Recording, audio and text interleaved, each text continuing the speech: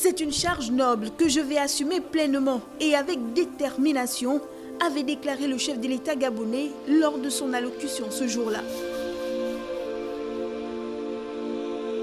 Après 6 ans de mandat du président tchadien Idriss Déby Itno, le chef de l'État gabonais s'était engagé à poursuivre l'œuvre de son prédécesseur en faisant progresser notamment le processus d'intégration de la sous-région et en faisant face aux défis que la communauté doit relever dès à présent et dans les années à venir.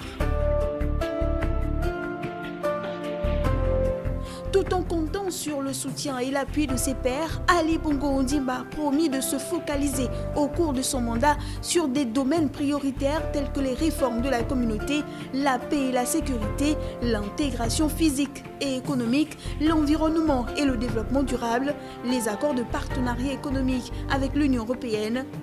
Bonne chance, lui avaient souhaité ses interlocuteurs lors de la cérémonie de passation de charge.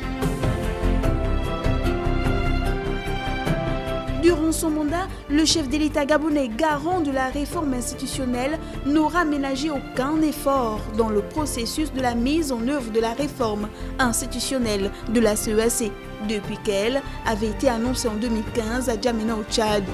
Ces derniers jours, Ali Bongo Ondimba a activement préparé la 17e session ordinaire de la conférence des chefs d'État et de gouvernement de la CEAC.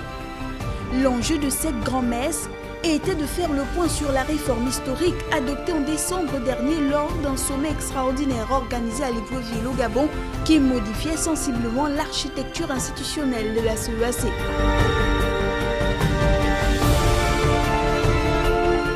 Pendant la tenue de cette 17e session, celui qui il y a quelques jours encore était le président en exercice de la CEAC a tenu à saluer les résultats engrangés 5 ans après son institution et tout le travail accompli en vue de l'entrée en vigueur du traité révisé.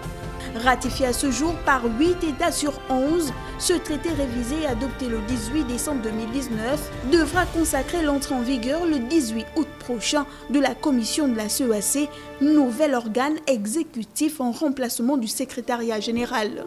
Sous l'ère Ali Bongo Ondimba, la CEAC a connu des succès retentissants au plan de la diplomatie sous-régionale et de la prévention et règlement des conflits. Toutefois, elle n'aurait pas, d'après certains observateurs, atteint son principal objectif. Cet objectif était de favoriser une plus grande intégration régionale sur le plan économique face à l'intensification des défis politiques, sécuritaires et socio-économiques causés par la crise sanitaire due au coronavirus. Le président Ali Bongo Ondimba a exhorté ses pairs à garder espoir et compter sur les institutions et organes mis en place afin d'y faire face. Le chef de l'État congolais, Denis Sassou Nguesso, qui succède à son homologue gabonais, a la charge de conduire les destinées de la CEAC vers plus d'intégration durant son mandat.